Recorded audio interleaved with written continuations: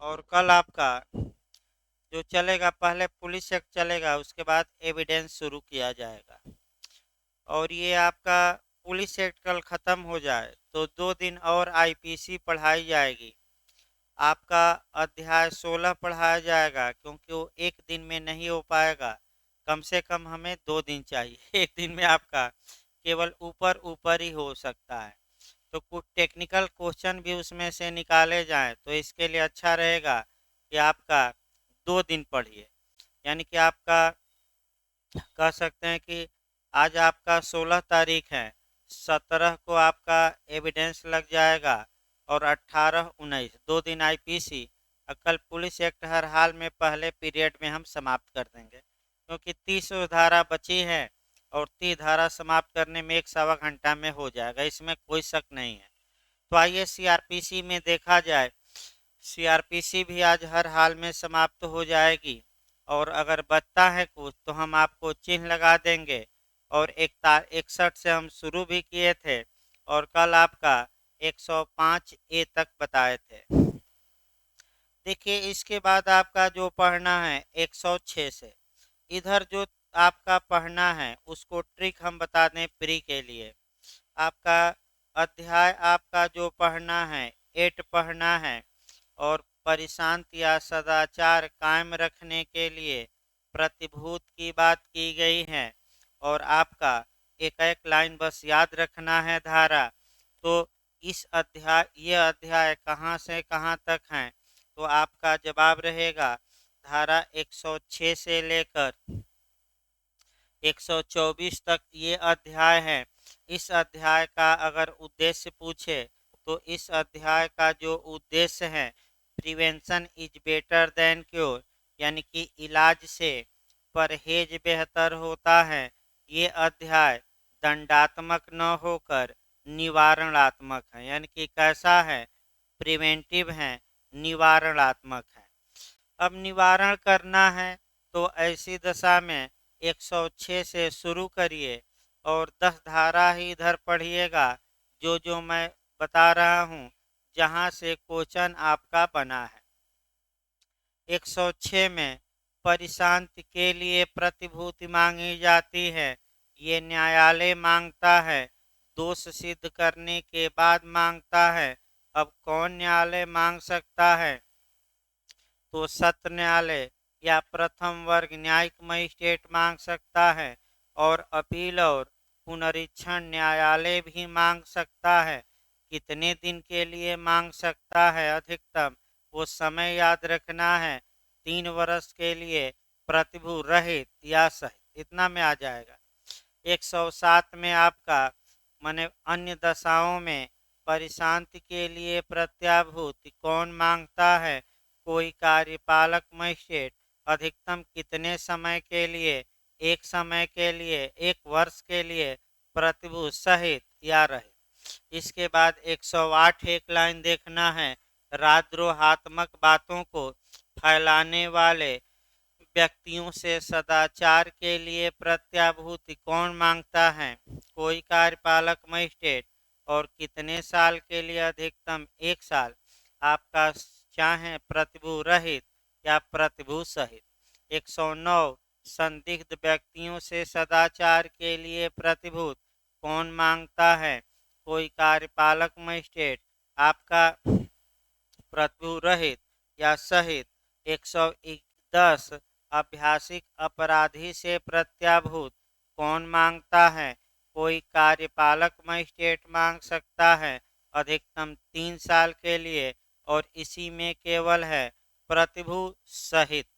अब एक क्वेश्चन ये बनता है कि जो हैबिचुअल अफेंडर है, आभ्यासिक अपराधी है, किसे कहा जाएगा, तो जो बार बार अपराध करने के लिए प्रसिद्ध हो, भले ही न्यायालय से सजा कभी पाया हो या न पाया, उससे मतलब नहीं है, बल्कि बार बार समाज में क्या हो, प्रसिद्ध।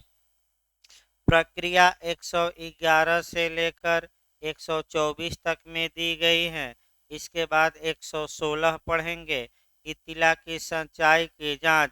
बस एक लाइन, कितने माह में जांच पूरी कर लेनी चाहिए, वहीं समय पूछा जाता है 6 माह में। और जो इत्तिला के बारे में, सच्चाई के बारे में जांच की जाएगी, तो उसमें साक्ष्य पूछा गया है कि साक्ष्य कैसे लिया जाएगा, किस ढंग से।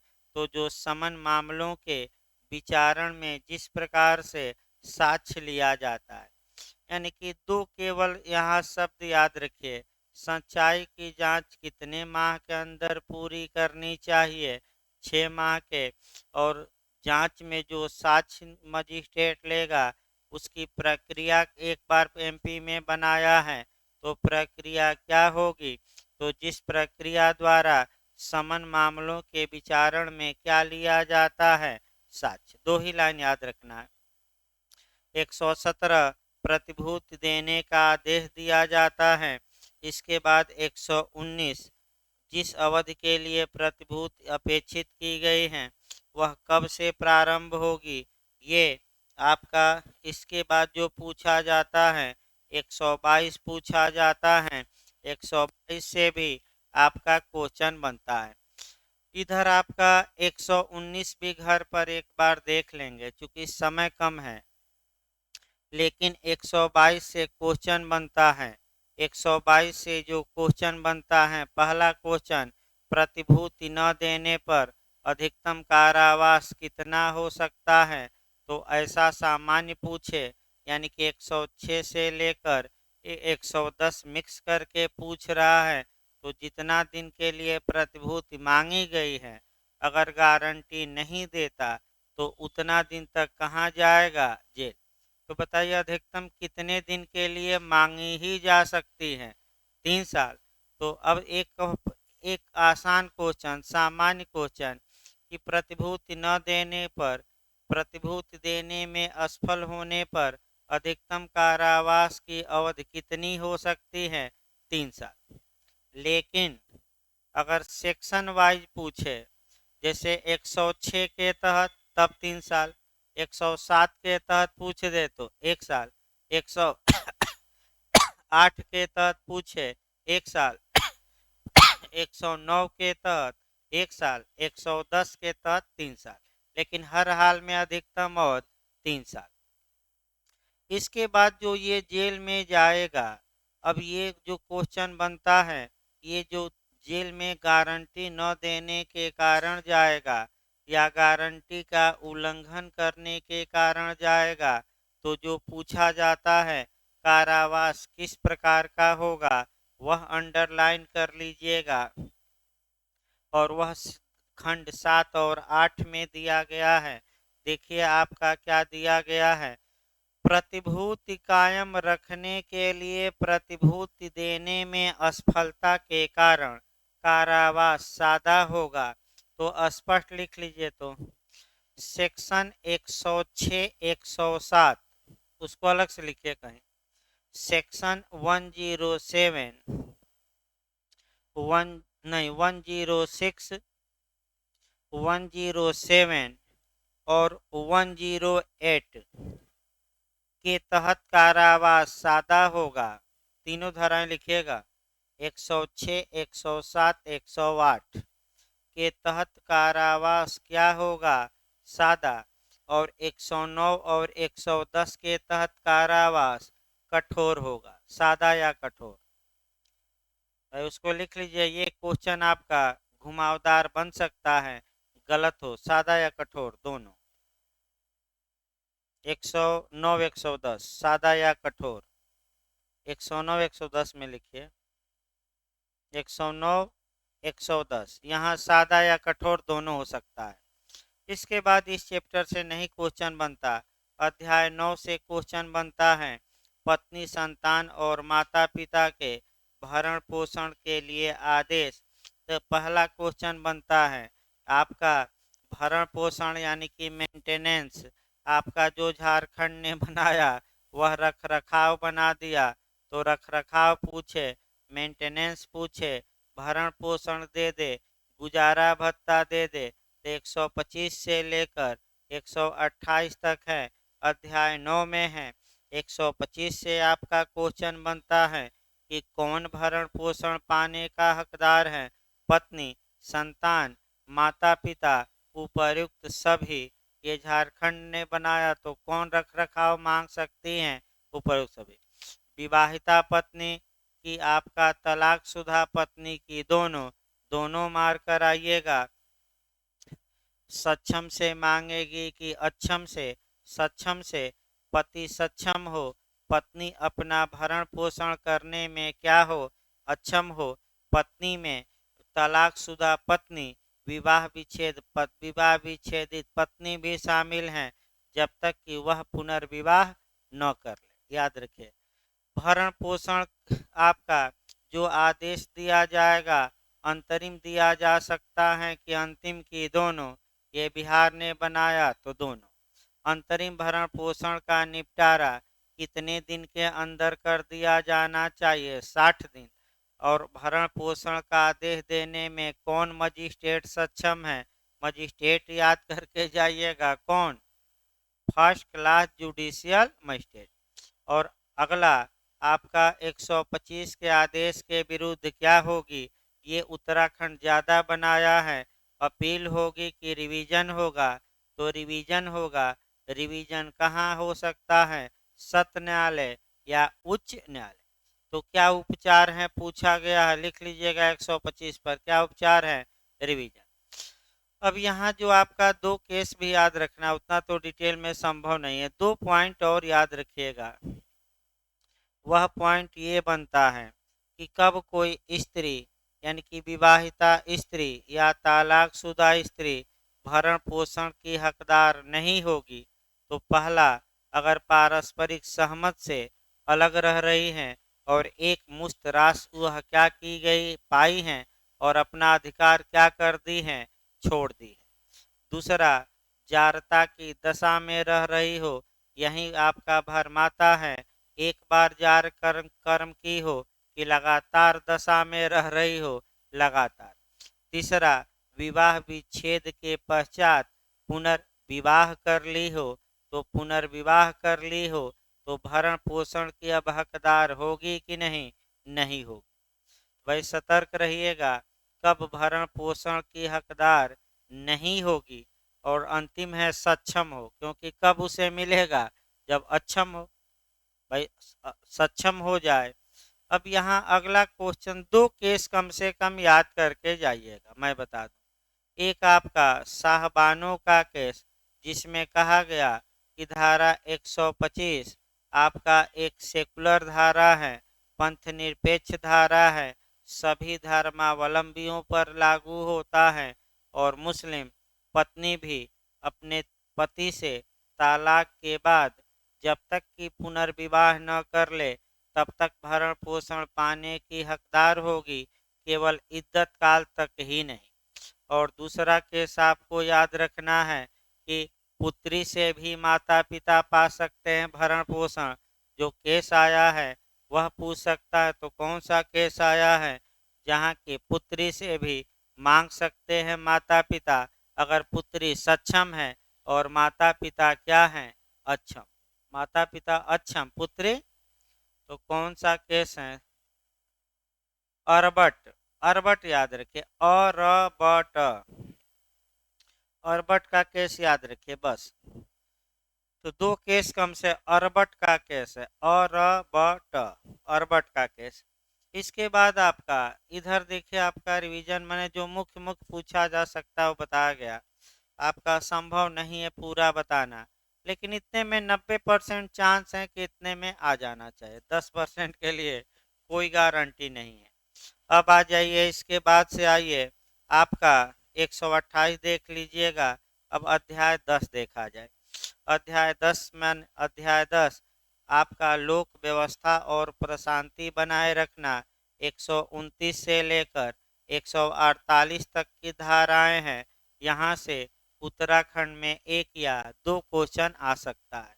अब देखिए कहाँ अटैक करेगा, वहीं सेक्शन ज़्यादा याद रखना है, प्रावधान थोड़ा कम याद रखना है, लेकिन सेक्शन रटना पड़ेगा। पहला आपका 129, सिविल बल के जब प्रयोग द्वारा जमाव को तितर बितर करना। तो जो क्वेश्चन बनता है, सिविल बल के प्रयोग द्वारा विध विरुद्ध जमाव को तितर बितर करने का आदेश किस धारा के तहत दिया जाता है? 129 के तहत। दूसरा क्वेश्चन, कौन दे सकता है? कार्यपालक मजिस्ट्रेट, थाने का भार साधक अधिकारी, दोनों, इनमें से कोई नहीं। दोनों मार कर आइएगा। और राजस्थान का मॉडल है कि कौन नहीं दे सकता। तो कार्यपालक मजिस्ट्रेट, पुलिस थाने का भार साधक अधिकारी, न्यायिक मजिस्ट्रेट, इनमें से कोई नहीं। तो कौन नहीं दे सकता है? न्यायिक मजिस्ट्रेट। ये भी याद रखना है, न्यायिक मजिस्ट्रेट को पावर नहीं है। अब जमाव को तितर बितर करने के लिए सशस्त्र बल का प्रयोग 130 में है। 130 में। अब आइए खंड ख लोक न्यूसेंस के बारे में 133 से लेकर और 143 तक, इधर से एक धारा आपको क्वेश्चन बनता है। देखिए आपका जो उत्तराखंड में बना है एकदम से हूबहू डायरेक्ट ही बन गया है 133 का कई बार, कि न्यूसेंस हटाने के लिए सशर्त आदेश की धारा के तहत दिया जाता है। तो सेक्शन याद करके जाइए। कंडीशनल ऑर्डर पूछे तो आपका 133 मारिएगा। सेक्शन डायरेक्ट आपका हेडिंग ही कई बार पूछा है कि न्यूसेंस हटाने के लिए सशर्त आदेश की धारा में 133 में। दूसरा क्वेश्चन, कौन दे सकता है? कोई कार्यपालक मजिस्ट्रेट की, न्यायिक मजिस्ट्रेट की, दोनों। तो न्यायिक मजिस्ट्रेट न मारिएगा। कौन सा मजिस्ट्रेट देता है? कार्यपालक मजिस्ट्रेट। बिहार ने थोड़ा अंदर जाकर बनाया डीएम, एसडीएम दे सकते हैं। राज्य सरकार द्वारा प्राधिकृत कार्यपालक मजिस्ट्रेट, उपर्युक्त सभी। तो क्या मारेंगे? उपर्युक्त सभी। अब नकारात्मक आदेश देंगे कि सकारात्मक? नकारात्मक देंगे। कारण बताओ, नोटिस जारी होगी तो 134। कारण बताओ नोटिस की अधिसूचना या तामील कराई जाएगी। 135 छोड़ दीजिए, 136 छोड़ दीजिए, 137, 138। इसके बाद 139 पूछा जाता है। स्थानीय अन्वेषण के लिए निर्देश देने की शक्ति कार्यपालक मजिस्ट्रेट को कहाँ दी गई है? ये आपका झारखंड में पूछा गया था कि किस धारा में दी गई है? 139 याद रखिए भाई। 139 को कोरिलेट कर लीजिएगा और दो धाराओं से। 139 में आपका स्थानीय अन्वेषण, लोकल इन्वेस्टिगेशन, 148 में स्थानीय जांच और 310 में स्थानीय निरीक्षण। कम से कम गलत न हो, तीन धाराएं एक साथ। इसके बाद उत्तराखंड में बनाया है क्वेश्चन आपका 141 से 142 से 143।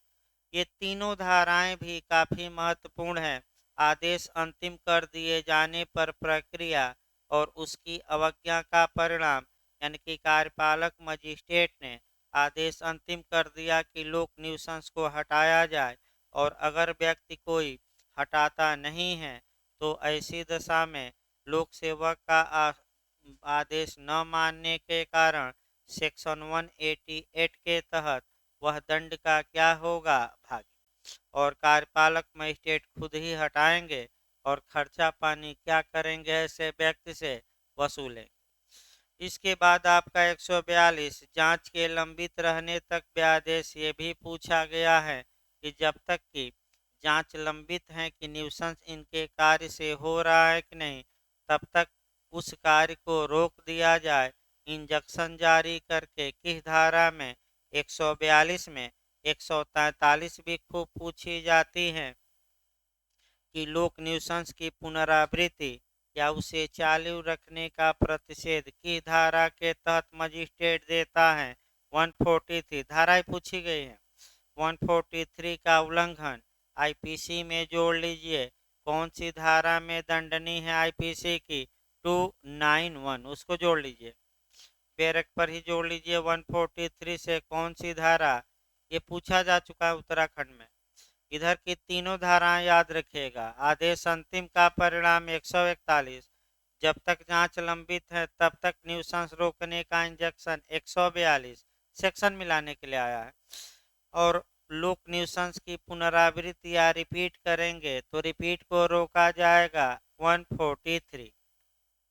अब आइए 144 लोक न्यूसेंस के आशंकित खतरे या अर्जेंट मामले कहाँ दिए गए हैं। पहला क्वेश्चन तो यही बनता है कि लोक न्यूसेंस के अगर सशर्त आदेश पूछे तो 133, अर्जेंट मामला पूछे तो 144। कौन आदेश दे सकता है अर्जेंट मामलों में? तो कोई कार्यपालक मजिस्ट्रेट।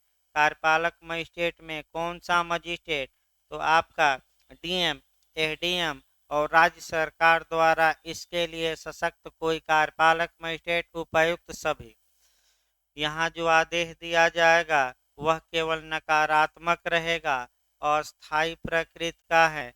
कार्यपालक मजिस्ट्रेट देंगे तो अधिकतम समय याद रखिएगा 2 माह के लिए। राज्य सरकार चाहें तो कितना दिन के लिए बढ़ा सकती हैं? आपका 6 माह, यानी कि हर हाल में अधिकतम अवधि आपका कितना दिन होगा? तो 8 माह होगा। अगला क्वेश्चन बनता है 133 या 144 के आदेश के विरुद्ध क्या उपचार है? रिवीजन कराएंगे कि अपील कराएंगे? ये उत्तराखंड बना है रिवीजन, अपील ना करा दीजिएगा, क्या कराएंगे? 125 का क्या होगा? रिवीजन। 133 का रिवीजन। 144 का रिवीजन। ये सब याद करके जाएगा। पुनरीक्षण या निगरानी। 144 में एक पक्षीय आदेश भी दिया जा सकता है, लेकिन आदेश केवल नकारात्मक होगा और अस्थायी प्रकृति की है। फिर केस पूछा जाता है कि किस केस में 144 को संवैधानिक माना गया? तो मधुलिमय बनाम उपखंड मजिस्ट्रेट मुंगेर। केस लिखिए, पूछा गया भाई उत्तराखंड। मधुलिमय वर्सेज उपखंड मजिस्ट्रेट मुंगेर। मधुलिमय, बस इतना याद रखिएगा, हो जाएगा। जैसे मधुलिमय दिखाई दे 144 मार्क करा चाहिए, या 107 पर देते 107 मार्क कराए, वैसे पूछा जा चुका है। कौन सी धारा? मधुलिमय वर्सेज उपखंड मजिस्ट्रेट मुंगेर, बिहार का है। इसके बाद 144 से पूछा नहीं जाता, 145 से 148 में जरूर पूछा जाता है। और एकदम टेक्निकल क्वेश्चन, बस एक लाइन हम बता रहे हैं। 145 कब लागू होगी? जब भूमि या जल या उसकी सीमा का विवाद हो, और जब उसके उपभोग का विवाद हो तो 100 कौन सी धारा? 47। यही क्वेश्चन हल्का सा बिहार और हर एक चीज एक लिख लीजिए तो 145 में जब जल या भूमि या उसकी सीमा का विवाद हो, यही पॉइंट याद रखिए। जल या भूमि या उसकी सीमा का विवाद हो तब 145। भाई रट करिए जाइएगा, बहुत पूछा जाता है। और जब भूमि या जल के उपभोग को लेकर विवाद हो, प्रयोग। जब भूमि या जल के उपभोग को लेकर विवाद हो तब 147। पहला जो टेक्निकल क्वेश्चन आपको हम बताए, सीमा का विवाद 145, उपभोग का विवाद किस में? 147। कौन डिसाइड करता है? तो कार्यपालक मजिस्ट्रेट करता है। कब्जे का निर्धारण कि स्वामित्व का, तो स्वामित्व न मारिएगा, किसका? कब्जे का। अब ये है कि भाई बहुत डिटेल में बताना संभव नहीं है, लेकिन आपका पूरा चांस रहता है कि यहाँ से अब अंदर से 1-2 बना दो, अलग बात है, लेकिन यहाँ से बन सकता है। इसके बाद आ जाए 148, स्थानीय जांच बता ही दी गई है। आपका लोकल इंक्वायरी मजिस्ट्रेट आदेश दे सकता है आपका, और किस धारा में? 148। इसके बाद अध्याय 11 पुलिस का निवारक कार्य 149 से लेकर 153। यहाँ आपका कह सकते हैं कि कम से कम एक धारा जरूर याद रखिएगा, दो धारा याद रखिए, 151 और 152। 151 पूछा जाता है प्रिवेंटिव अरेस्ट कहाँ दिया गया, मेंस में भी आ चुका है। प्रिवेंटिव अरेस्ट का मतलब निवारक गिरफ्तारी। निवारक गिरफ्तारी का मतलब कि अपराध करने के पहले ही गिरफ्तारी, यानी कि कोई पप्पू है और उतावला है कि हम अब संज्ञेय अपराध करेंगे और पुलिस वहां उपस्थित है, मान नहीं रहा है, पुलिस को लगता है कि बिना वारंट बिना गिरफ्तार किए हुए ये मानेगा नहीं, तो उस पप्पू को पुलिस वारंट के बिना अपराध संज्ञेय अपराध करने से रोकने के लिए क्या कर सकती है, अरेस्ट की धारा में 151। तो कहिए तो फिर बताया जाए किस अपराध को रोकने, और संज्ञेय अपराध के पूर्व के अपराध के बाद, इसी को हम क्या कहते हैं, प्रिवेंटिव अरेस्ट। भाई पूछ सकता है किस धारा में है, 151। और लोक संपत्ति को हानि का निवारण, अगर कोई व्यक्ति सार्वजनिक संपत्ति को नुकसान पहुंचाना चाहता है तो पुलिस उसे रोक सकती है। अगला आइए, अध्याय 12, आपका पुलिस को इत्तिला और उसकी अन्वेषण करने की शक्ति। यहाँ से आपका क्वेश्चन, एक या दो क्वेश्चन यहाँ से भी बनने का पूरा चांस है। यूपीएफओ तो 3-3 क्वेश्चन बना देता है, लेकिन आपका कम से कम 2 क्वेश्चन इस चैप्टर से निश्चित बनेगा। देखिए भाई, ये चैप्टर आपका 154 से लेकर 176 तक, 177 से हम बता चुके हैं, 177 से हम बता चुके हैं आपका ये चैप्टर। और थोड़ा शुरुआती दौर में, तो शुरुआती दौर के पढ़े भी रहते हैं लोग, अगर हल्का सा कम भी पढ़ाया जाए तो कोई दिक्कत नहीं है, लेकिन ये चैप्टर महत्वपूर्ण है। अब ये है कि ये चैप्टर में कम से कम समय में ज़्यादा बताया जाए। क्रैश कोर्स का मतलब ये होता है कि जो क्रीम क्रीम बातें हैं, जहाँ से क्वेश्चन बार बार क्या करता है, अटैक या कर सकता है, केवल वही बताया जाता है। 154 में संज्ञेय मामलों में इत्तिला, तो संज्ञेय मामलों में इत्तिला किसको दी जाएगी, थाने के बाहर साधक अधिकारी को। दूसरा क्वेश्चन बनता है कि किस अपराध में, संज्ञेय अपराध में, किस धारा में, 154 में थाने मौखिक सूचना दी जाएगी कि लिखित की, दोनों दोनों दी जा सकती हैं। मौखिक दी गई है तो वह लिखा जाएगा, कौन लिखेगा, थाने का भार साधक अधिकारी या उसके निर्देशाधीन अधीनस्थ पुलिस अधिकारी द्वारा लिखा जाएगा। जब सूचना लिख ली गई तो किसका साइन होता है, थाने का भार साधक दरोगा जी, थाने का भार साधक अधिकारी, सूचनादाता, दोनों इनमें से कोई नहीं। तो एफआईआर पर किसका साइन होता है, दोनों का। और साइन अगर सूचनादाता नहीं करता तो आईपीसी की धारा 180 के तहत दंड का भागी होगा। और दरोगा जी अगर एफआईआर दर्ज नहीं करते तो अब 166 एआईपीसी के तहत ये भी दंड के क्या होंगे, भागी। एफआईआर कितनी प्रतियों में दर्ज किया जाता है, 3 प्रतियों में किया जाता है।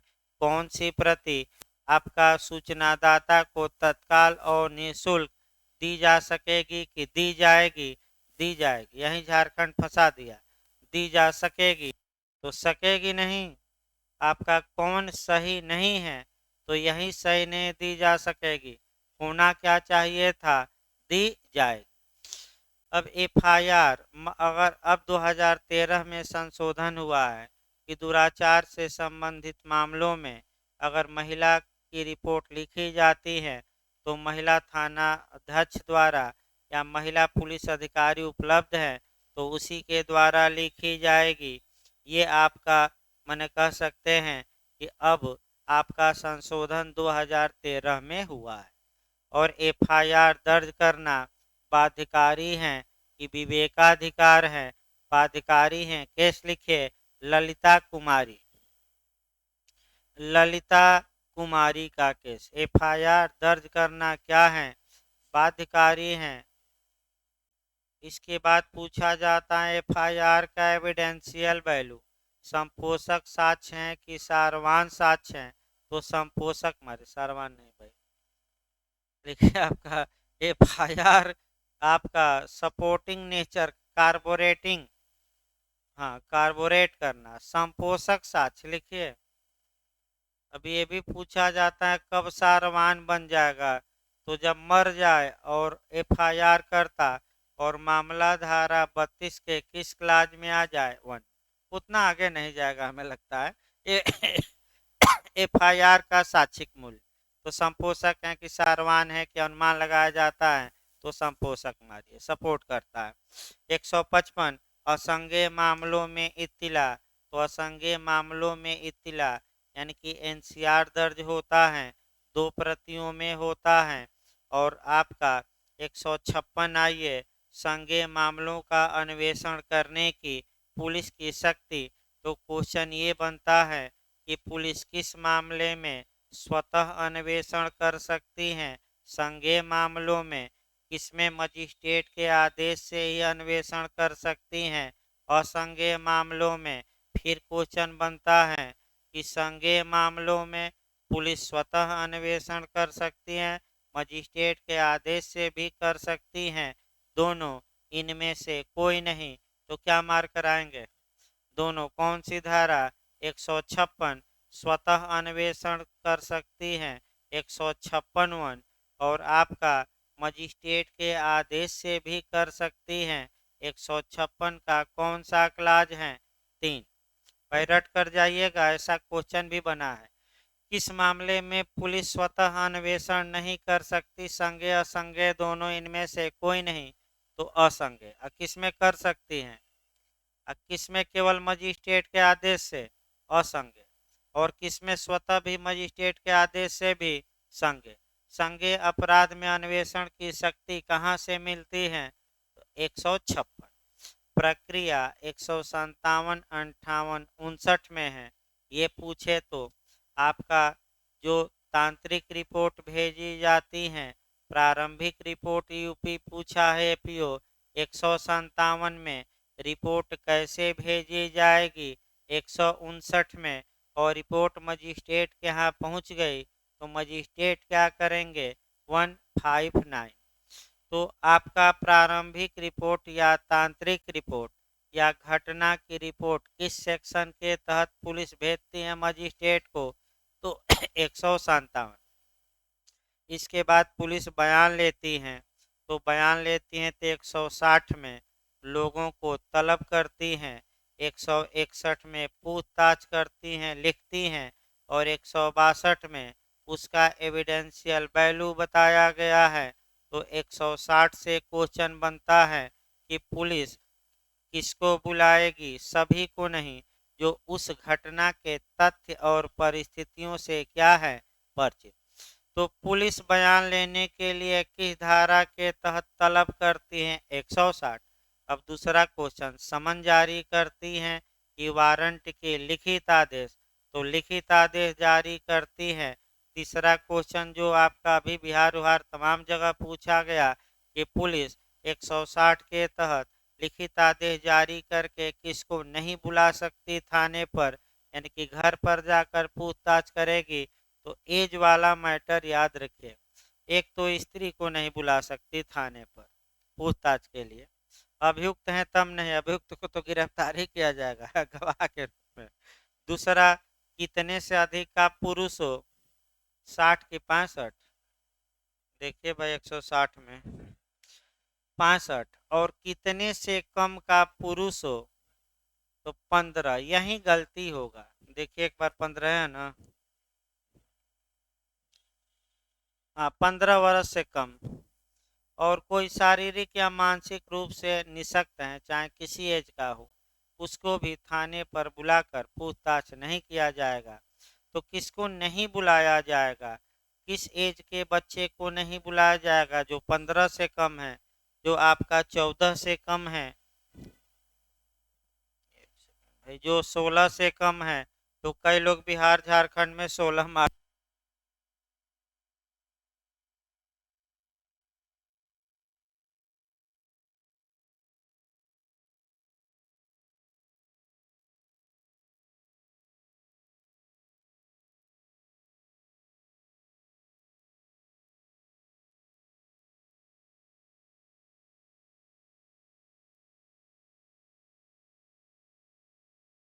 आपका क्वेश्चन बना है, कई लोग 16-14 के चक्कर में रहते हैं, तो 3-5 के चक्कर में न रहना है, सीधे क्या करना है 15। तो किसको नहीं बुलाया जा सकता, लिस्ट बना लीजिए। किसी स्त्री को, किस एज की, किसी भी एज की, किसी पुरुष को जो 15 साल से कम हो, किसी पुरुष को जो 65 साल से ऊपर का हो, और शारीरिक या मानसिक रूप से निशक्त किसी पुरुष को। इनको थाने पर न बुलाकर घर पर पूछिए। तो 161 में बयान लिया जाता है, मौखिक पूछताछ, लिखित पूछताछ, पुलिस बयान दर्ज भी कर सकते हैं, नहीं भी कर सकती। 162 ज़्यादा पूछा जाता है, जो पुलिस बयान दर्ज करती है उसका साक्ष्य पर माने बयान पर साइन न कराना। और साक्ष्य में महत्व कहाँ दिया गया है, प्रयोग। 162 में एक बार तो हेडिंग पूछा है। जो सबसे टेक्निकल क्वेश्चन बनता है कि एविडेंशियल वैल्यू क्या होगी, संपुष्टि के लिए प्रयोग होगा कि खंडन के लिए, कि दोनों।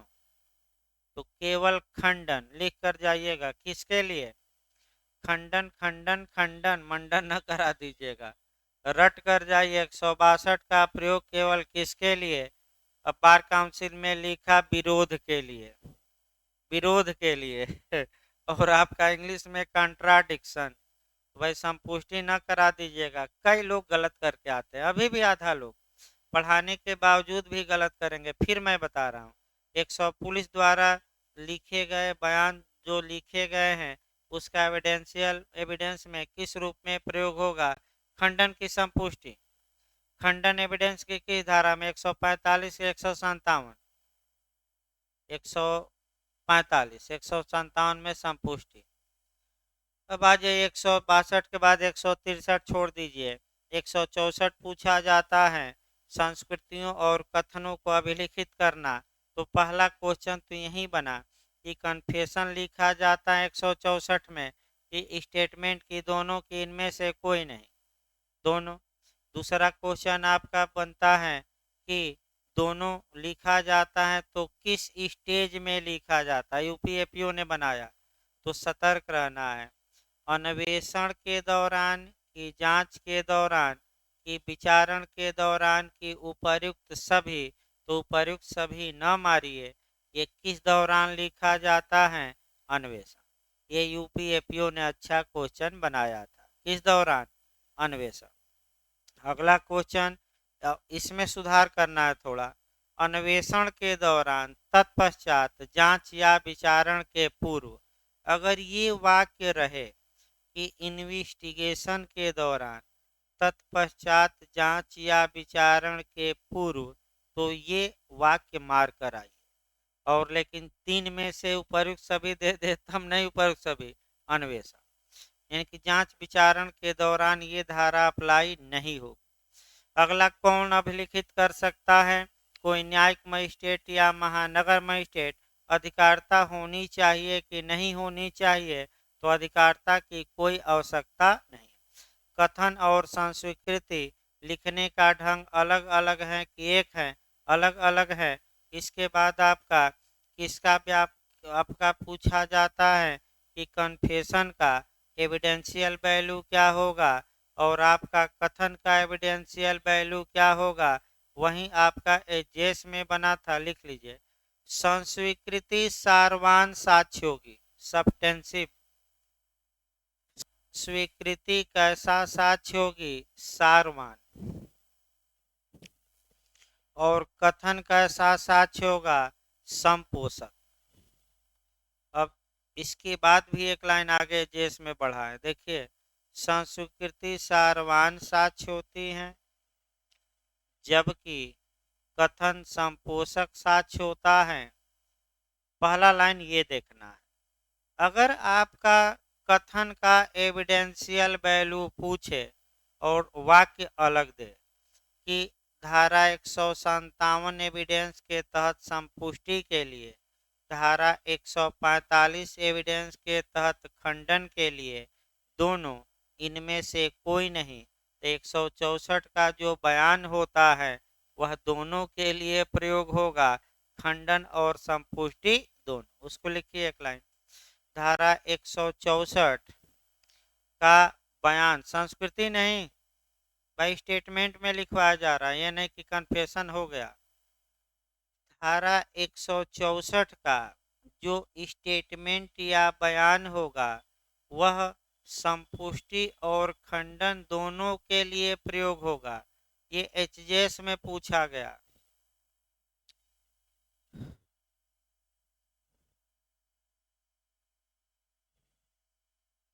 दोनों लिख लीजिए। इसके बाद आपका लिखने का तरीका भी अलग है। अब ये पूछ सकता है कि कन्फेशन कौन कर सकता है, स्टेटमेंट कौन कर सकता है। तो कन्फेशन केवल अपराध का अभियुक्त कर सकता है और बयान तो कोई दे सकता है।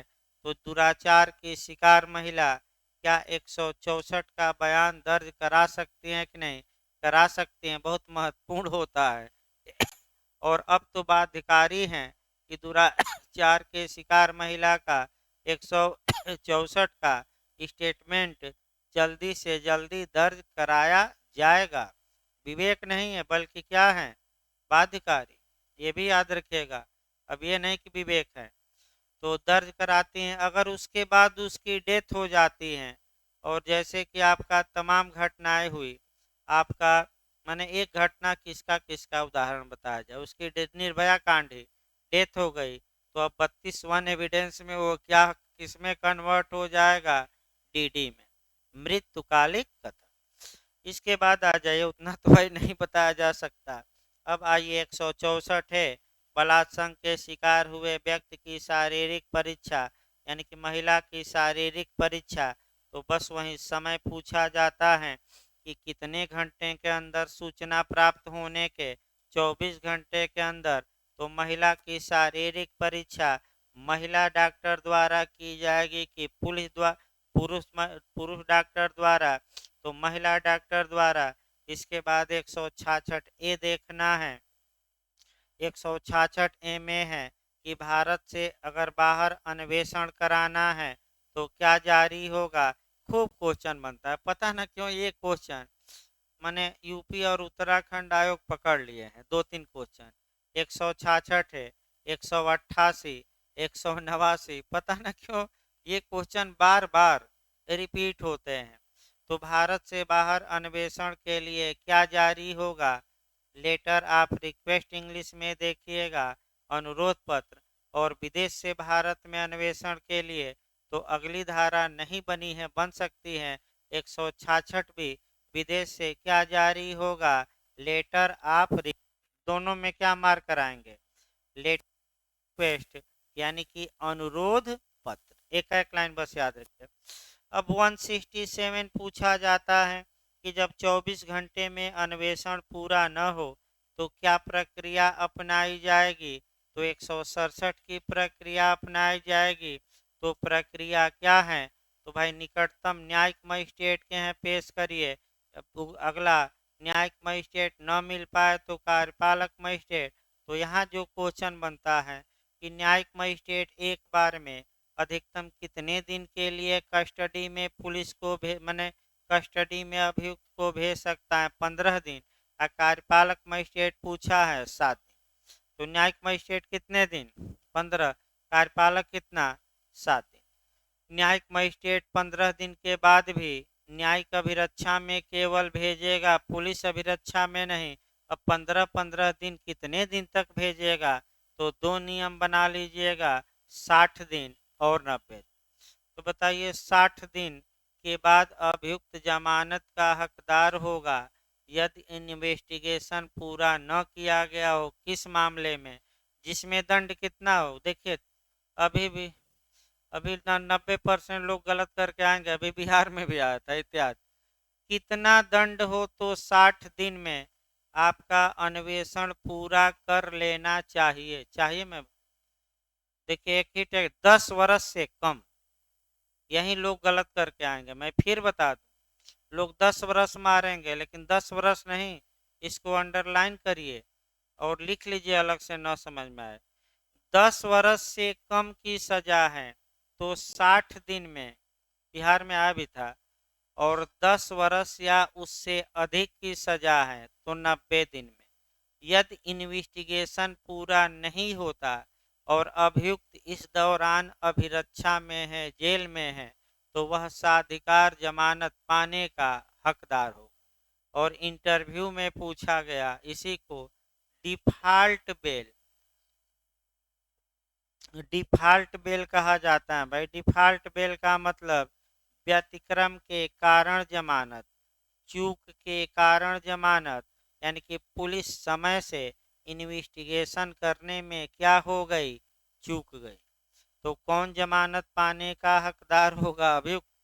तो फिर एक बार याद रखिए, 10 वर्ष से कम की सजा जिन अपराधों में है, कितने दिन में अन्वेषण पूरा नहीं होता तो 60, और 10 साल या अधिक या आजीवन कारावास या मृत्यु दंड का दंड है तो कितने दिन में।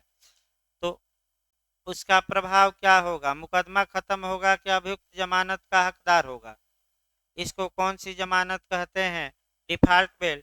ये किस धारा में है, वो खंड पूछा गया था। तो भाई खंड अगर पूछा जाए तो 167 का आप क्लाज कौन मारेंगे, 2, यानी कि 2 में है। ये किस में है आपका, 2 ही में है आपका,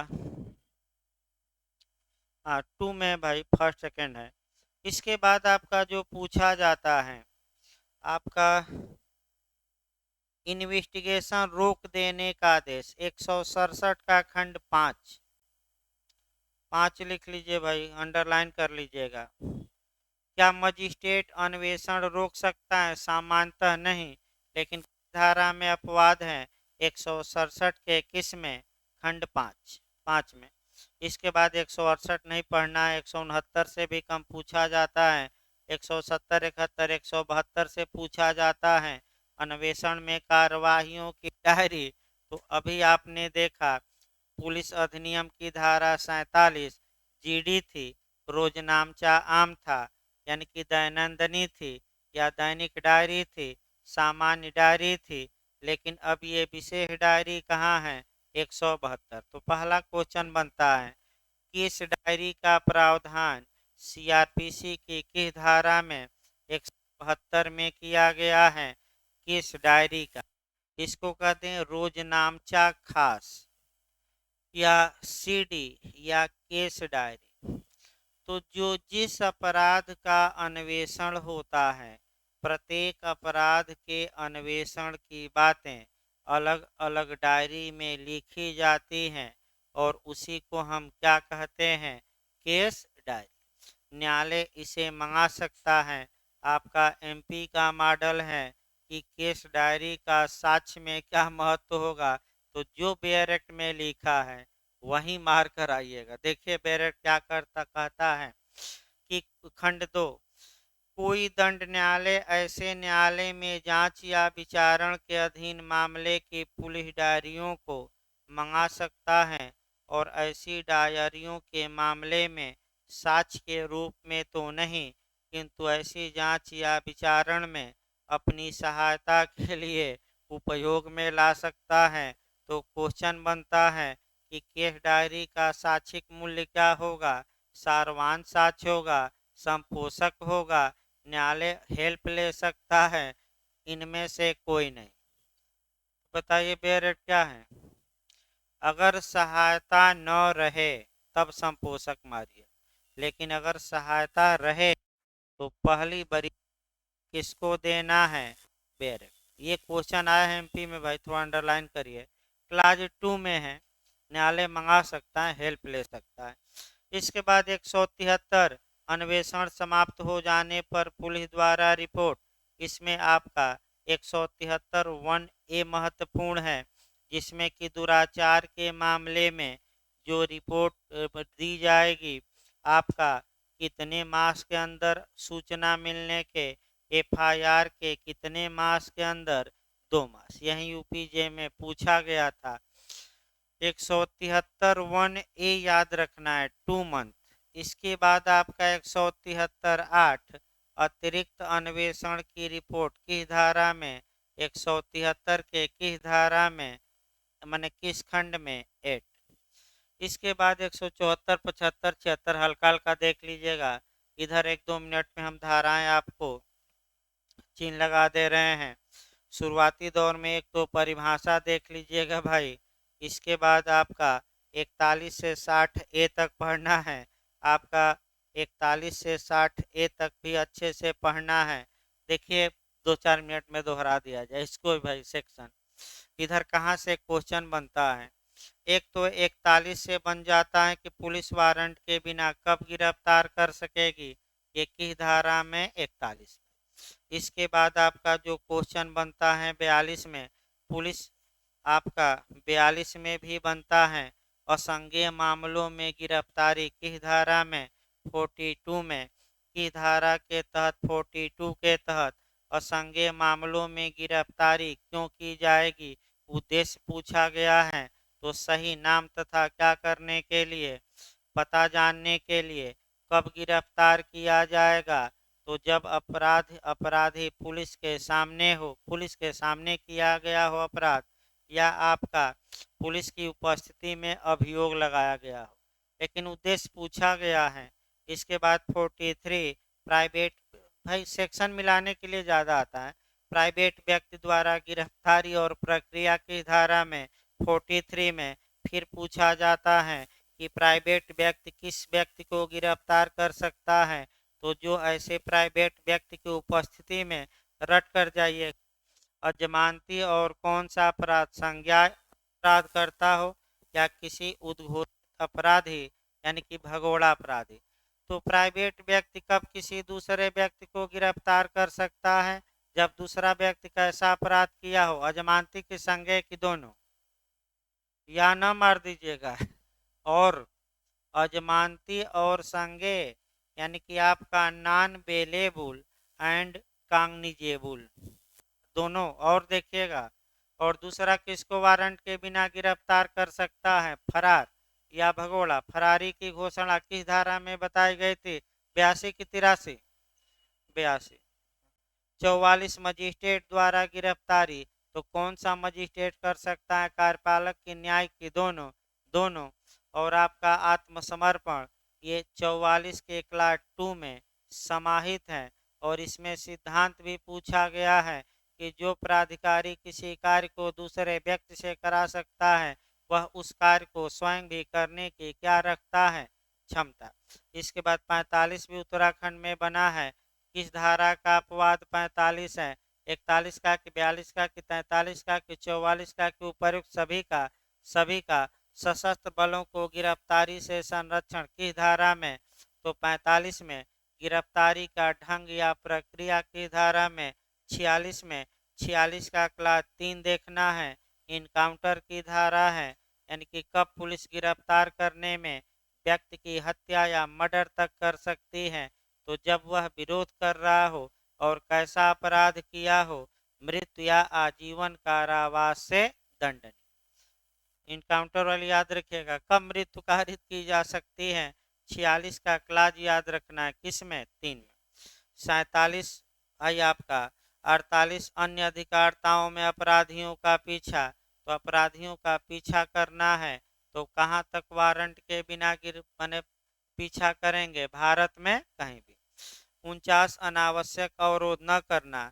50 गिरफ्तार किए गए व्यक्तियों के गिरफ्तारी के आधार और जमानत के बारे में बताना। 50 ए नामित व्यक्ति को सूचित करना, यानी कि जिस व्यक्ति को गिरफ्तार किया गया है तो उसके घर वालों को जानकारी दी जाएगी और सीडी में लिखा जाएगा कि हमने किन को जानकारी दी। मजिस्ट्रेट ये चेक करेंगे, ये पहुंचेगा मामला कोर्ट में तो मजिस्ट्रेट ये देखेंगे कि क्या जानकारी दी गई कि नहीं। 51 गिरफ्तार व्यक्तियों की तलाशी, तो महिला की तलाशी किसके द्वारा, महिला पुलिस अधिकारी द्वारा, ये भी सतर्क रहिएगा, पूछा जाता है। 46 भी आपका, 46 का परंतु पहला देखिएगा, चौथा खंड परंतु कहता है कि महिला की गिरफ्तारी महिला द्वारा, इसके पिछले जे में आया था। 46 का कौन आया था, परंतु रात में महिला की गिरफ्तारी का कौन सी धारा है, 46 का क्लाज 4 है।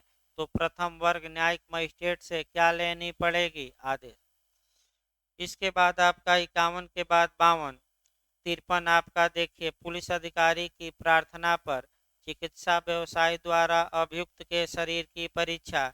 53A बलात्संग के अपराधी व्यक्ति की चिकित्सा व्यवसायी द्वारा परीक्षा। 54 गिरफ्तार व्यक्ति की चिकित्सा अधिकारी द्वारा। तो इस बार 54J में आया था कि गिरफ्तार व्यक्ति की चिकित्सा अधिकारी द्वारा परीक्षा किस धारा में यहाँ भी है कि महिला है तो उसकी शारीरिक परीक्षा किसके द्वारा, महिला पुलिस अधिकारी नहीं, महिला डॉक्टर द्वारा। इसके बाद 54A भी पूछा जा चुका है, गिरफ्तार व्यक्ति की शिनाख्त या पहचान या अनन्यता आइडेंटिफिकेशन कौन सी धारा में, 54A में। इसके बाद 55 जो प्राधिकारी किसी कार्य को स्वयं कर सकता है अपने अधीनस्थों से भी करा सकता है। 55A पिछली बार पूछी गई थी, गिरफ्तार किए गए व्यक्ति का स्वास्थ्य और सुरक्षा किस धारा में। तो भाई 3 क्वेश्चन बना था, 3 2 2 बनते हैं, सेक्शन जरूर याद रखिए। इसके बाद 56 आपका गिरफ्तार किया है व्यक्ति तो जितना जल्दी हो सके मजिस्ट्रेट के यहाँ पेश किया जाए। और 57 बिहार में पूछ लिया था कि कम से कम वारंट के बिना गिरफ्तारी पर कितने घंटे के अंदर, 24 घंटे। 58 पुलिस का गिरफ्तारियों की रिपोर्ट करना, ये यूपीएपीओ में आ चुका है, किसको रिपोर्ट करेगी, जितने लोग वारंट के बिना गिरफ्तार हुए हैं, डीएम को। अब यहाँ एक टेक्निकल क्वेश्चन भी देखना है भाई, पुलिस वारंट के बिना जितने लोगों को गिरफ्तार करती हैं उसकी जानकारी जिला मजिस्ट्रेट को देगी। अब ये दे देगा डीएम एसडीएम दोनों इनमें से कोई नहीं, तो डीएम मार कर आइए, एसडीएम नहीं। एसडीएम को तभी दिया जाएगा जब डीएम इस बारे में क्या दे, निर्देश। तो डीएम को, डीएम के निर्देश द्वारा एसडीएम को, दोनों इनमें से कोई नहीं तब दोनों सही है। लेकिन डीएम एसडीएम दोनों तब नहीं सही है दोनों, क्योंकि वहाँ क्या लिखा होना चाहिए, डीएम के डायरेक्शन पर एसडीएम को दिया जाएगा, एसडीएम को ऐसे नहीं। इसके बाद धारा 59 पकड़े गए व्यक्ति का उन्मोचन। आपका धारा 60 निकल भागा है तो बताइए तुरंत पीछा किया जाएगा, कहाँ तक पीछा किया जाएगा, यूपी में कि पूरा इंडिया में कि पाकिस्तान में घुस जाएंगे। तो पाकिस्तान में नहीं घुसना है, कहाँ, केवल वो सर्जिकल स्ट्राइक भले कर दिया जाए, घुसना नहीं है। और धारा 60A गिरफ्तारी का सर्वथा संहिता के अनुसार किया जाना की धारा में है, 60 कठोरता से क्या करिए, वैसे भी नियमों का आपका पालन कहाँ होता है, क्या होता है, अपालन। इस प्रकार सीआरपीसी का समापन किया जाए। धारा 2 पढ़ लीजिएगा, कुछ धारा है और जितना बता दिया गया 90% आ जाएगा।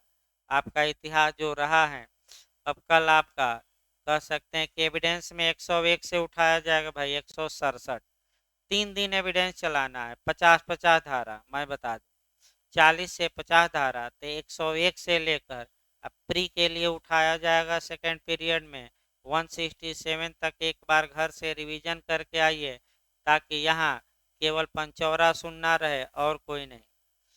पंचौरा जानते हैं ना आप, चलिए भाई, हाँ ना जानते हो तो आप बता दीजिएगा भाई, बता दिया जाए।